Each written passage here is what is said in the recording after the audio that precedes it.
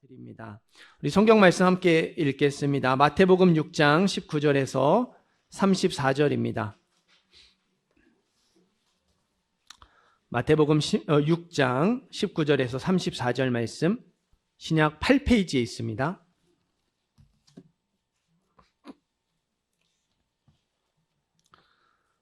마태복음 6장 19절에서 34절, 제가 한 절, 여러분이 한 절 교독하여 읽겠습니다. 너희를 위하여 보물을 땅에 쌓아두지 말라. 거기는 좀과 동록이 해하며 도둑이 구멍을 뚫고 도둑질하느니라.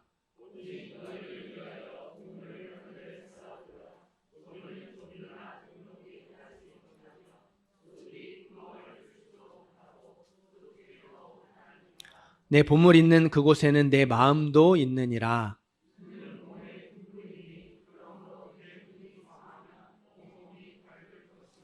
눈이 나쁘면 온몸이 어두울 것이니 그러므로 내게 있는 빛이 어두우면 그 어두움이 얼마나 더하겠느냐.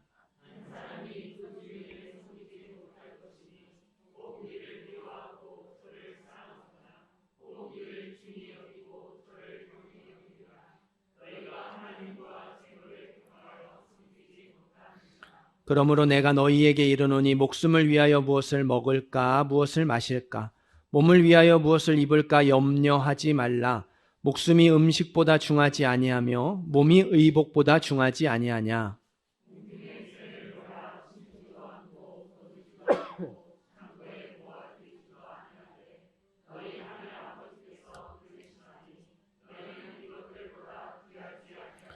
너희 중에 누가 염려함으로 그 키를 한 자라도 더할 수 있겠느냐.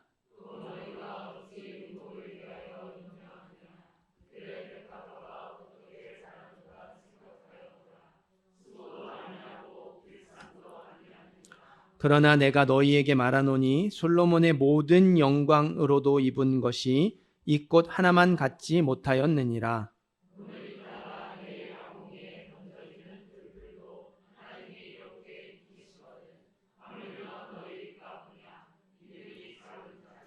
그러므로 염려하여 이르기를 무엇을 먹을까 무엇을 마실까 무엇을 입을까 하지 말라.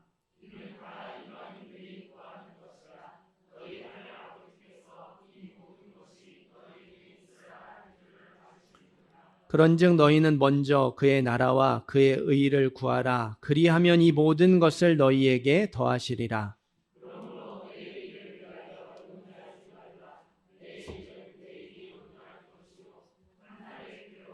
그날로 족하니라. 아멘. 봉헌 기도하고 말씀 전하겠습니다. 은혜와 사랑이 풍성하신 아버지 하나님, 설 명절 당일에도 하나님을 사모하는 마음으로 이 예배에 나온 모든 성도님, 한 사람 한 사람 주께서 풍성한 은혜 더하여 주시기를 간절히 소원합니다. 우리가 드린 예물 기뻐 받으시는 줄 믿사오니 드린 예물 하나님 나라 위하여 아름답게 사용될 수 있도록 도와주옵시고, 예물 드린 손길마다 하나님이 도우시는 은혜가 끊이지 않게 하여 주옵소서. 이 시간도 말씀을 통해 주의 뜻을 깨닫고 하나님의 마음을 깨닫기를 소원합니다. 우리에게 말씀하여 주옵소서. 우리가 듣겠습니다. 마음에 새기겠습니다. 그 말씀이 우리에게 능력이 되게 하여 주옵소서. 예수님의 이름으로 기도드립니다. 아멘. 네, 우리 앞뒤 좌우 계신 분들 한 번 더 인사하겠습니다. 주님의 이름으로 사랑하고 축복합니다. 인사합니다.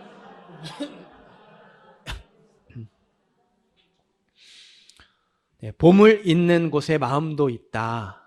보물 있는 곳에 마음도 있다. 제목으로 이렇게 말씀 전하겠습니다.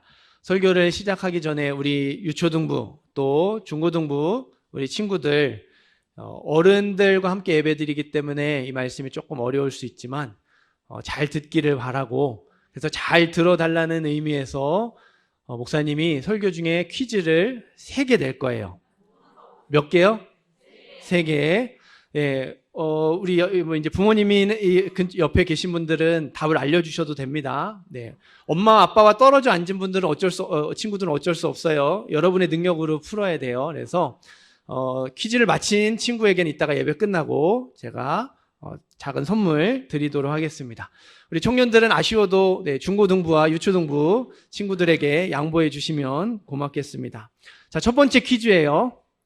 잘 들으세요. 우리나라 보물 1호. 우리나라 보물 1호가 뭘까요? 민성이, 개민성. 숭례문.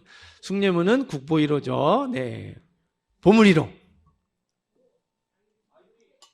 아유리. 남대문이 숭례문이에요. 네.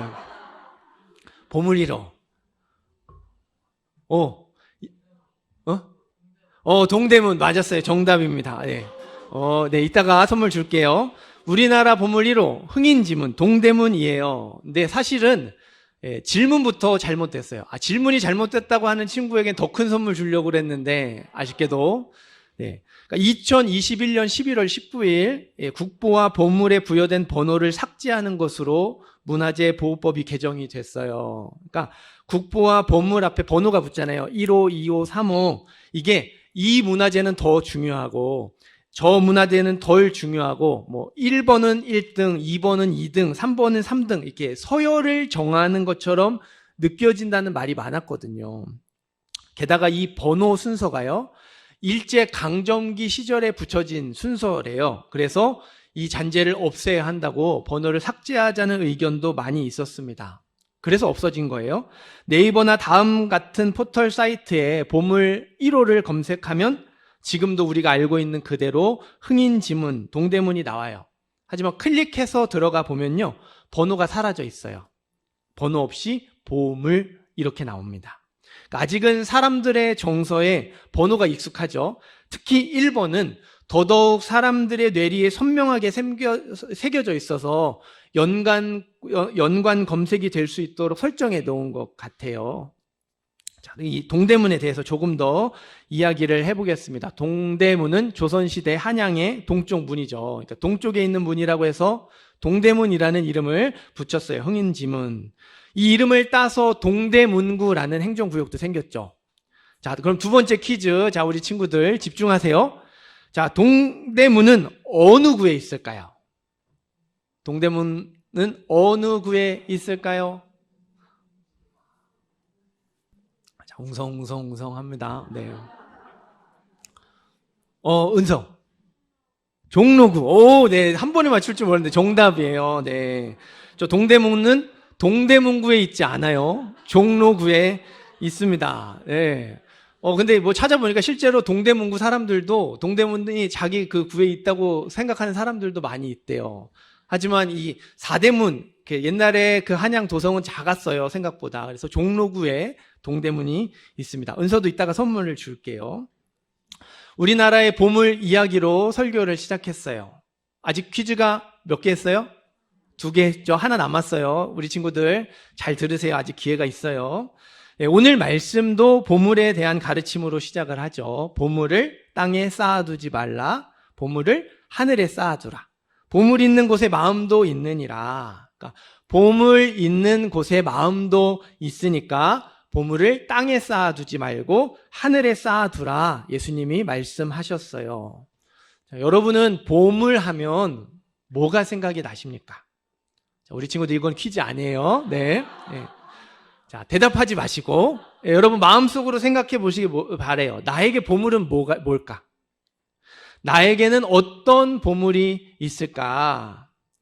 정말 단순하게 이 보물 상자 안에 들어가 있는 금은 보화를 떠올리시는 분들 계실 거고요. 아니면 조금 더 현실적으로 100억 이상의 재산, 고가의 명품, 슈퍼카, 초호화, 주택 등을 떠올리는 분들도 계실 거예요. 부모님, 배우자, 자녀, 친구 또는 반려동물과 같이 사랑하는 대상이 보물인 경우도 있을 거고요. 나는 보물이 없는데 보물이 없다고 생각하는 분들도 계실 거예요. 자, 25절 말씀 함께 읽겠습니다.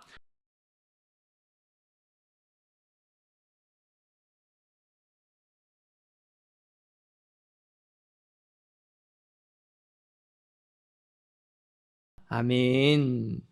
무엇을 먹을까, 무엇을 마실까, 무엇을 입을까? 여기서 먹는 것, 마시는 것, 입는 것은요, 사람이 살아가는데 기본적으로 필요한 의식주를 뜻합니다. 입을 옷, 먹을 음식, 살 집. 예수님은 이 의식주가 우리의 보물이라고 말씀하셨어요.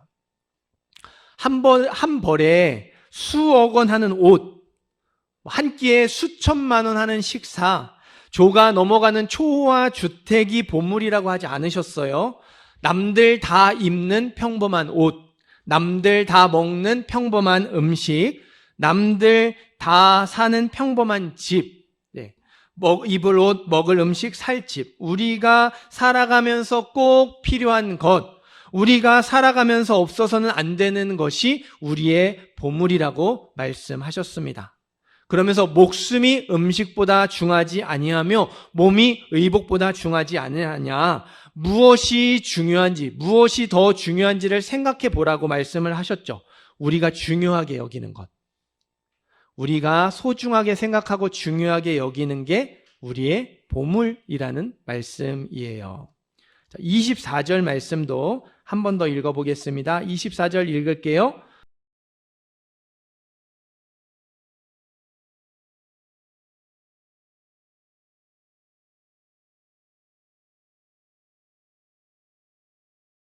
아멘. 우리가 소중하게 여기는 것, 우리가 중요하게 여기는 것, 우리의 보물은요, 대부분 재물, 돈과 관련이 있어요. 물론 사랑하는 대상, 이루고 싶은 꿈, 굳게 믿고 있는 정신적 가치, 이런 보물들은 돈으로 살 수 없죠. 돈으로 살 수 없는 것들이에요. 하지만 그 보물 역시 돈 없으면 안 되는 경우가 대부분이죠. 예를 들어보겠습니다. 자녀가 보물인 부모, 자녀가 행복하길 원하는 마음으로 애지중지하며 키우겠죠. 자녀의 성공을 위해서 있는 힘껏 뒷바라지하며 지원해 줄 거예요. 그 과정에서 뭐가 많이 들어갈까요? 돈이 많이 들어갑니다. 돈이 정말 진짜 많이 필요해요. 분명 내 보물은요, 돈과 전혀 상관없는 것인데요, 그럼에도 불구하고 돈이 없으면 안 된다는 거예요. 돈과 상관없는 보물인데 돈이 필요하다는 거죠. 우리가 사는 세상은 물질 만능의 시대이기 때문에 그래요. 개천에서 용난다는 속담 들어보셨죠? 이제는 정말 옛말이 되어버렸어요. 개천에서 용나는 경우 요즘 없습니다. 가난한 동네에서 학원 안 가고 과외 안 하고 독학으로 서울대 가는 케이스 거의 없어요. 찾아보기가 힘듭니다. 부자 동네 좋은 학군에서 고액 과외 받으면서 서울대 가는 케이스가 대부분이죠. 돈 많은 집이 아이가 공부 더 잘하게 되어 있어요. 공부만 그럴까요? 아니죠. 아무리 좋은 아이디어, 아무리 좋은 상품이라도요, 자본이 뒷받침되지 않으면 말짱 꽝입니다. 성공 못해요. 우리의 보물은요, 돈이 없으면 안 돼요. 너희가 하나님과 재물을 겸하여 섬기지 못하느니라. 그래서 많은 사람들이 하나님과 재물을 겸하여 함께 섬기려고 했어요. 하나님의 도움도 받고 돈의 도움도 받고 둘 다 도움을 받으려고 했습니다. 동시에 두 가지 이상의 일하는 것을 멀티태스킹이라고 불러요. 원래는 컴퓨터 용어였는데요, 요즘은 사람에게도 사용을 하죠. 우리가 동시에 두 가지 이상의 일하는 것에 익숙해져 있거든요. 밥을 먹으면서 미디어를 보죠. TV를 보고 이렇게 핸드폰을 보고 뭔가를 봅니다. 음악을 들으면서 공부해요. 핸드폰 하면서 대화하죠. 동시에 하는 일들이 우리 일상에 참 많이 있습니다. 세계 최고 공과 대학이라고 불리는 MIT 뇌신경과학자 밀러가 이렇게 말했어요. 우리의 뇌는 멀티태스킹을 잘 할 수 없도록 되어 있다. 잘 할 수 있도록 되어 있다? 잘 할 수 없도록 되어 있다. 실제로 한 가지 일에서 다른 일로 매우 빨리 전환할 뿐이다. 동시에 두 가지 일을 하는 게 아니라 이거 잠깐 집중했다가 또 전환해서 이거 집중하고 왔다 갔다 한다는 거예요. 멀티태스킹을 할 때마다 인식의 비용이 든다. 그러니까 우리의 뇌는요, 한 번에 한 가지 일에만 집중하도록 설계가 되어 있는데 동시에 두 가지 일을 한꺼번에 하려니까 이 뇌의 처리 속도가 느려진다는 거예요. 이거를 반복할수록 인식의 비용, 뇌의 과부하가 걸린답니다. 뇌의 과부하가 걸리면 집중력과 기억력과 같은 뇌의 여러 가지 기능들을 조금씩 잃어버리게 된대요. 멀티태스킹을 하는 뇌의 상태가요, 밤을 새서 비몽사몽한 상태, 아니면 대마초를 피운 상태와 비슷하다는 연구 결과도 있습니다. 여러분, 우리의 뇌만 동시에 두 가지 일을 하지 못하는 걸까요? 아니에요. 우리의 마음도 동시에 두 가지를 함께 처리할 수 없습니다. 마음의 멀티태스킹을 우리가 보통 균형이라고 부르는 것 같아요. 균형. 50대 50. 많은 사람들이 어느 한쪽으로 치우치지 않고 이 50대 50 완벽한 균형을 이루고 있는 마음의 상태를 가지고 싶어 하죠. 하지만 어떻습니까? 불가능해요. 우리는 좌로나 우로나 한쪽으로 치우칠 수밖에 없는 사람들이에요. 10손가락 깨물어 안 아픈 손가락 없다지만 덜 아픈 손가락 있잖아요. 분명히 있어요. 더 예쁜 자녀 있고요. 더 마음이 가는 자녀 있습니다. 그렇게 우리가 기울어진 마음이 노력하면 완벽하지 않더라도 51대 49 균형을 비슷하게 맞출 수 있을까요? 그것도 불가능해요. 이 덜 아픈 손가락에 신경 쓴 것 때문에 아픈 손가락에게 미안해지죠. 결국에는요, 아픈 손가락이 더 아프게 되어 있어요. 자녀마저도 똑같이 사랑하지 못하는 게 우리의 마음이라는 거예요. 동시에 두 가지 일을 할 수 없는 뇌, 자녀마저도 똑같이 사랑하지 못하는 마음, 그런 우리가 하나님과 재물을 함께 섬길 수 있겠습니까? 불가능한 일입니다. 혹 이를 미워하고 저를 사랑하거나, 혹 이를 중히 여기고 저를 경히 여깁니다. 하나님과 재물 둘 중에 하나를 더 사랑할 수밖에 없고요. 하나님과 재물 둘 중에 하나를 더 중요하게 여길 수밖에 없습니다. 예수님은 우리가 무엇을 중요하게 여기는지, 우리에게 무엇이 보물인지를 잘 아셨어요.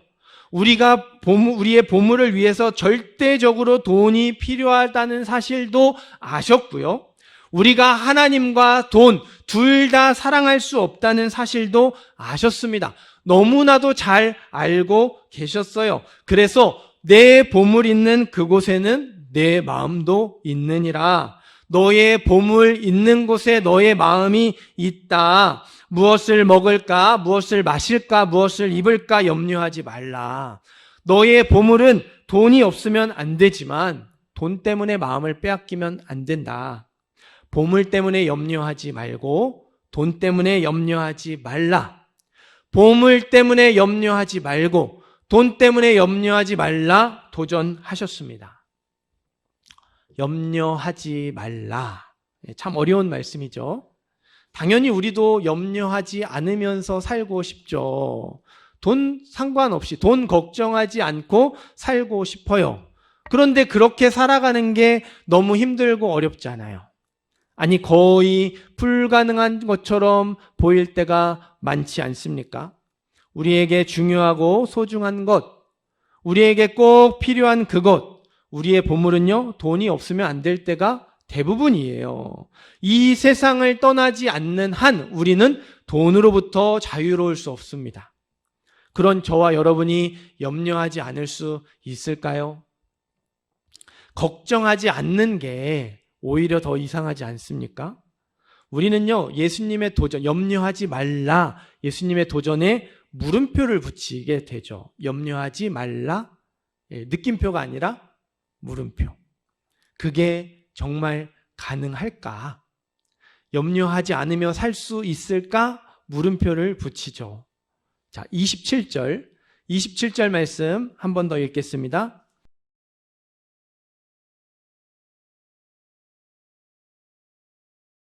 아멘. 너희 중에 누가 염려함으로 그 키를 한 자라도 더할 수 있겠느냐? 여기서 키는 우리가 생각하는 그 키도 있지만 생명이라는 뜻도 있습니다. 여러분, 걱정하고 근심한다고 해서 키가 자라지 않죠.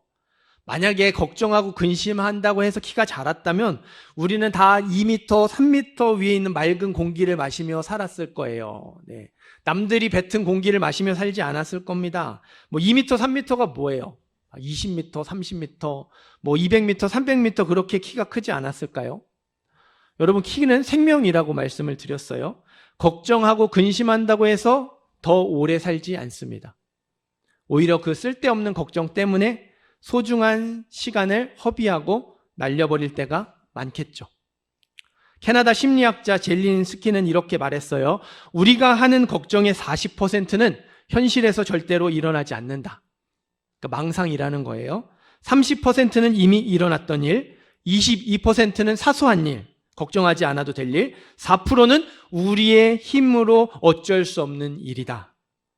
겨우 4%만이 우리가 바꿀 수 있는 일이다.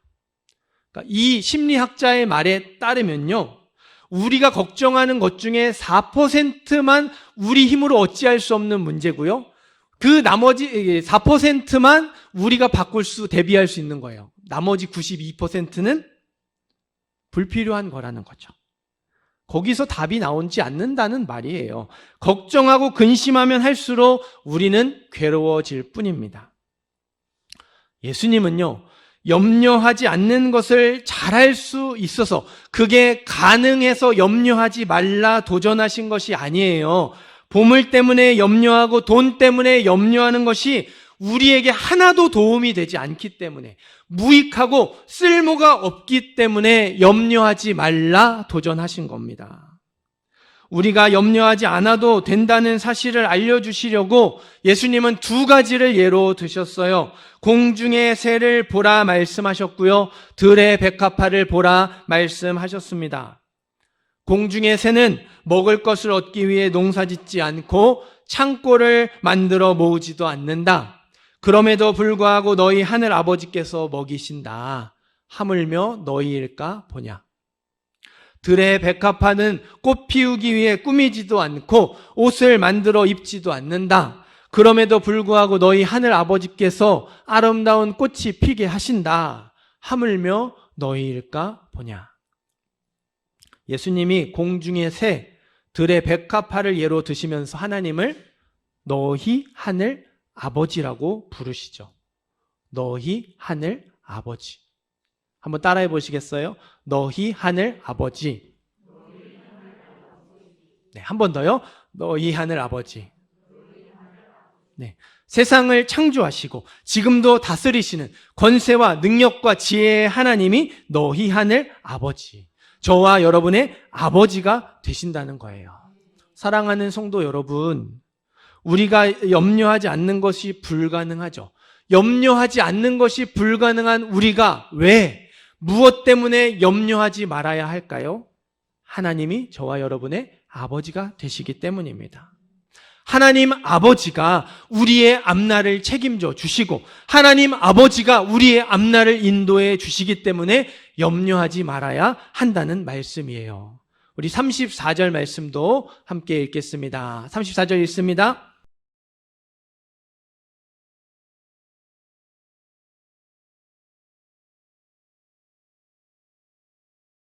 아멘. 자, 우리 친구들 집중하세요. 이제 퀴즈가 다가오고 있어요.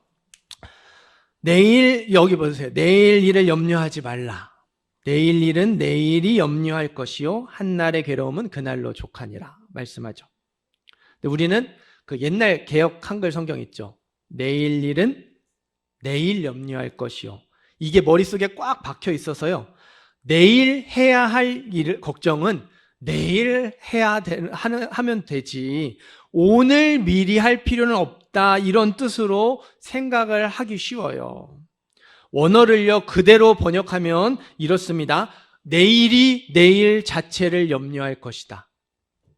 내일이 내일 자체를 염려할 것이다. 한 번 더 따라해 보시겠어요? 내일이 내일 자체를 염려할 것이다. 네, 내일이 내일 자체를 염려할 거래요. 그러니까 내일 일은 내일이 염려할 것이요. 우리가 지금 읽고 있는 개역 개정 성경이 훨씬 더 정확하게 번역을 했어요. 그러니까 내일 일은 내일 염려해라가 아니라 내일 일은 내일이 염려한다는 거예요. 마치 내일이 살아있는 존재처럼, 그래서 우리 대신에 우리의 내일을, 우리의 앞날을 걱정해 준다고 말씀하고 있어요. 그렇다면 우리의 앞날을 걱정해 주는 내일, 그 내일이 누구이겠어요? 이게 퀴즈예요. 우리 친구들, 우리의 앞날을 대신 걱정해 주는 내일이 누구일까요? 네, 재율이, 우리 아이들은 미안해요. 네, 따로 챙겨주겠습니다. 네, 네. 네, 본인이 알려주세요. 네, 우리의 앞날을 걱정해주는 내일이 누구이겠어요? 네, 지민이, 맞아요. 하나님 아버지입니다. 네, 우리 지민이도 이따 선물을 줄게요. 내일은 하늘 아버지, 저와 여러분의 아버지가 되신 하나님이 우리의 내일이에요. 공중의 새를 먹이시고 들의 백합화를 입히신 하늘 아버지가 우리의 내일이 되신다는 거예요. 너희 하늘 아버지가 너희의 내일, 너희의 앞날을 걱정해 주시며 책임져 주시며 인도해 주시니 너희는 염려하지 말아라. 내일 일을 염려하는 것은 너희 하늘 아버지의 역할이다. 너희는 염려하지 말아라. 내일 일을 염려하는 것은 너희 하늘 아버지의 역할이다. 이 자리에 계신 분들 대부분이 부모님이시기 때문에 크게 공감하실 거라 생각을 해요. 부모는요, 자녀의 앞날을 걱정하고 고민합니다. 어린 자녀든, 장성해서 결혼하고 가정을 이룬 자녀든 부모는요, 항상 자녀의 앞날을 염려하고 걱정해요. 자녀가 자기 일을 스스로 염려하는 것보다 부모가 훨씬 더 많이 염려합니다. 훨씬 더 크게 염려해요. 그게 부모의 역할이거든요. 그게 부모의 마음이고 부모의 몫이고 부모의 책임이에요. 자녀의 일생을 책임지고 자녀가 미처 보지 못하는 앞날까지도 고민하면서 자녀의 앞날을 위해 대비하고 예비하는 게 부모란 말이죠. 오늘 말씀이요, 저와 여러분에게 이걸 말하는 거예요. 그게 하나님 아버지의 역할이라는 거죠. 내 역할이 아니라, 저와 여러분이 해야 할 일이 아니라 하나님 아버지가 우리를 위해 해 주셔야 하는 일이라는 겁니다. 하나님이 저와 여러분의 아버지가 되심을 믿으시기를 바라요. 사랑하는 성도 여러분, 우리는 어떤 모습으로 살아가고 있습니까? 부모 없는 자식처럼, 고아처럼 내가 내 앞날을 위해 전전긍긍하고 애쓰며 살아가고 있지는 않습니까? 하나님 아버지께 기도하고 하나님 아버지를 조금 더 신뢰하면 되는 것인데, 더 많이 기도하고 조금 더 이를 악물고 하나님을 붙들면 되는 것인데, 그게 마땅히 하나님 아버지가 나를 위해 해 주셔야 하는 일인데, 하나님이 나의 아버지가 되심을 깨닫지 못하고 하나님이 나의 아버지가 되심을 인정하지 않고 내 힘으로 내 지혜로 살아가고 있지는 않습니까? 예수님은 너희가 하나님의 자녀라면, 너희가 하나님의 자녀라고 생각한다면 하나님이 너희 하늘 아버지가 되심을 믿고 신뢰하라고, 하나님이 너희 하늘 아버지가 되심을 믿고 신뢰하며 염려하지 말라 도전하셨어요. 우리가 보물 때문에, 돈 때문에 염려할 수밖에 없는 상황 속에서 하나님 아버지를 떠올릴 수 있었으면 좋겠어요. 염려가 큰 파도처럼 밀려오는 바로 그 자리에서 하나님이 나의 아버지가 되심을 확인할 수 있는 은혜가 임하게 되기를 간절히 소망합니다. 여기서 설교가 끝나면 참 좋았을 텐데 한 가지 중요한 사실을 짚고 넘어가야 해요. 하나님 아버지가 공중의 새를 어떻게 먹이시고 들의 백합화를 어떻게 입히실까요? 자연의 법칙을 통해 먹이시고 입히십니다. 그냥 특별한 방법으로 알아서 척척척 먹여주시고 입혀주시지 않아요.